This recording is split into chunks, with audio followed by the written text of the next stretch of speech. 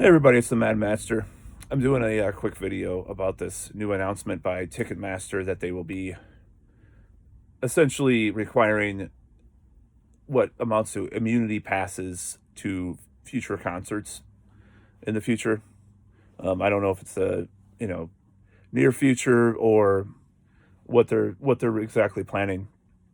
I read it on Alex Berenson's Twitter yesterday. Alex Berenson is kind of a I wouldn't call him I guess I'd call him a COVID skeptic. He's a former New York Times writer that has come out against a lot of what's going on, questioning a lot of the reaction and lockdowns and everything. So I posted this article, and basically the article is very ratioed by his audience and others. Um, there were some other links to the articles from Billboard, and it was a lot. The reaction was pretty outstandingly negative towards towards Ticketmaster doing this. And here's what I think. So it would be one thing to have, for them to say, the stupid, like with taking your temperature at the door, or even, I would even go as far as saying, like, if they had the rapid saliva tests at the door, I wouldn't. And they announced this whole thing, and they said, "Oh, this is only for, um, this is only going to be for like months before the cases are at X and X amount or something like that." I'd be like, okay, well, I think it's stupid, but in some ways, but it's to be expected. Oh, at least they're bringing back concerts. No, you have to download some app that is obviously making money in the big tech world, and you have to have a negative test within 48 hours uh, of the concert, and then you also either that or you have to provide evidence that you've had a vaccine. Now that is fucking bollocks. That's pure bollocks. Um, that's like against HIPAA laws, against medical privacy, against Constitution. I mean, it's unconstitutional, possibly. Now, the bright side of this is that, for one, people are responding badly to it. Like I saw on YouTube, there was a video, like news clip about it, and there were no positive. It was all negative. It was all down votes. And various Twitter resources that have posted this, various Twitter accounts that posted this, overwhelmingly negative, of course. Um, Now that's a good sign, and also another thing is that it's possible because this Alex Berenson posted it, and this guy from Ticketmaster said Ticketmaster customer service or something. Their Twitter account said, "Oh no, well we're going to go by state and local ordinances, and if we do this or not, we're in a given area." So I guess that means this. So if you live in the free state of Florida, which I'm going to start calling, I mean, it sounds a little bad to call it the free state, like it's some kind of slavery or something, but um, the free state of Florida may not have this because they won't have the same like local guidelines as another place will, right? I think that's what the guy was trying to say. Places like free state of Florida or Texas, but this creates a problem because, like, what are you going to do to the musicians? What are you going to require of people? That are doing this. Like, it's just like it's extra money and extra cost. I mean, tickets are already sky high, hundreds of dollars for some artists sometimes. So doing this is just going to create more overhead. It's going to be like only the rich will be able to go to concerts. I mean, obviously there's uh other promotion companies that will, that do things like here in Madison, Wisconsin, we have this thing, Frank Productions. I don't think they're associated with Ticketmaster as far as I know. Well, actually, I think they are to some extent, but like they can do a concert without Ticketmaster though. There's like I said, there's different promotion companies that do concerts, but Ticketmaster has like a stranglehold, and they have a huge stake in these tickets and selling tickets. So essentially, you're going to have like uh, the channel Quantum of Conscience. Matt, I forgot his last name, but he said, uh, You'll have the great unvaxxed and you'll have the vaxxed, as two classes of people. And that's really a scary thought. Um, if you don't want to take a vaccine and you don't want to get tested, because it's just like, it's a pain in the ass to get tested, um, then you're a different class of person, to these people, to these companies. So the good news is that it's not going to be everywhere, but like I said, like, what are you going to do with these bands, these artists that don't want to take a vaccine, don't want to get tested every fucking five hours, it's like, it's just a pain in the ass. It's just going to further, uh, alienate the music business from the common person, as if hasn't already happened. Like Rolling Stones tickets for $500. Imagine now. What are they gonna? How are they gonna? They're gonna inflate them even more. It's just bullshit.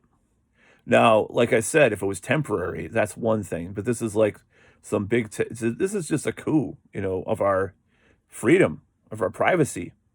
Regardless of what you say about COVID and how it's worse than this or that. It's like, if there's no cases in a given area for like months, and there's, you know what are they gonna say? Oh, well, we still have to do this, we have to be careful. It's like body scanners at the airport. It's like, well, there hasn't been a terrorist attack in 5 years, and there's no active terrorist networks in America that we know of, with all the spying and shit. Do we really need to be irradiated at the airport every time we go on a plane? Do we really need to have our body parts looked at? You know, it's fucking giving credence to every conspiracy theorist the past 10 months or so that have come out about this whole thing. Everybody from Alex Jones to James Corbett has warned about this shit. And now Ticketmaster is like actually announcing this as a practice, as a policy. And it needs to be resisted, with as much might as possible. So we're going to have lawsuits up the wazoo, in a couple, the next few years. We already have lawsuits, right? We had our governor in Wisconsin, sued, or the, administration sued for, stay-at-home orders and, emergency orders and all this stuff, and mask mandates. We're going to have this way more, even with the aftermath of this crisis, is more lawyers will be making more money than ever on suing people for, violating their basic human fucking rights. I never was told to have an immunity pass if I had the flu, and comparing it to the flu, blah blah blah. But there were flus in the last 60 years that have killed millions of people. The flu in '57, it was a pandemic. It killed, maybe about 2 million people worldwide. You had the flu in '67, I think, no, it's 68 through 70 killed, about 4 million people, they say, up to 4 million people worldwide. 1 million people in the United States, which, or not 1 million people, 100,000 in the United States. And it could have been more, because they count things differently now. They do. The World Health Organization said, oh, H1N1 deaths were counted, and this was 2009. H1N1 deaths were may have been higher because the comorbidities, they counted people as dying from the comorbidities sometimes on the death certificate, not from H1N1. This is from their own website. So people question the 6% thing and all that. A few months back, that was a big right wing talking point. Well, some of that 6%, or the 94% of the people with comorbidities, could have been caused by COVID itself, of course. And that was acknowledged by people like John Campbell. But this whole thing with how they counted flus before is suspicious with how they count COVID deaths, because that feeds into the narrative that this is some type of overhyped, exaggerated thing to push certain agendas, period. Whether or not you believe a certain way, we believe it's just coincidental or not. So I think people should, in their right minds, resist this kind of fucking tyranny being pushed upon us with these companies. And it's making my life more difficult, because I want to get back into the music business and music scene. I'm working on an album and all sorts of music and stuff. And I'm not going to be like oh, I have to get tested every 5 days going on tour with my band or whatever. It's like, it's just unnecessary. It's unnecessary hassle. Like in my town, there's been 4 people between the ages of 0 and 59 that have died from COVID. In my county, there's been zero people 0 to 59, 4 people throughout this whole crisis. Four. There's different regions that have different things that happen. Of course, for whatever reason, we don't know. Why is my county has been spared from deaths as much as it has? I don't know. You know, there's a lot of different theories, but fact of the matter is that gonna why should I hunker down or you know get tested every fucking few days or whatever because 4 people have died in my age group? Or it calls into question a lot of things. And the way I found out about that 0 to 59 is I was driving in this place, Oregon, Wisconsin. They call it Oregon. They don't call it Oregon. The town, suburb of Madison.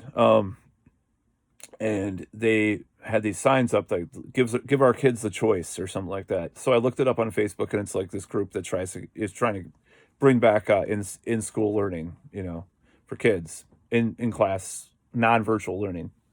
And they had this graph on there about how many people have died in Dane County. Of course, it's about 53 people. I think it might be a little more now, but it was like 53 people a week or two ago that have died from COVID since February, when the first cases were. Of course, those cases were probably way higher because it's so transmissible. People have probably already had it, honestly. So that's the whole thing. That we have to resist this whole thing. It's just becoming ridiculous in a lot of ways. And when these big companies, these big corporations, monopolistic, like Ticketmaster, are getting on the act, that's a scary thought, scary precedent. Like, Pearl Jam is infamous for going against Ticketmaster. Many other bands are. I think people should resist. Any person that values privacy and freedom should resist this. So it'll make tickets even higher than they already are. You go to Rolling Stones concerts, $400 or something. It's like, oh, now it's going to be $700. We got to get all this because of this testing. No, it's like concerts will be for the rich. People need to resist this. That's all I got to say.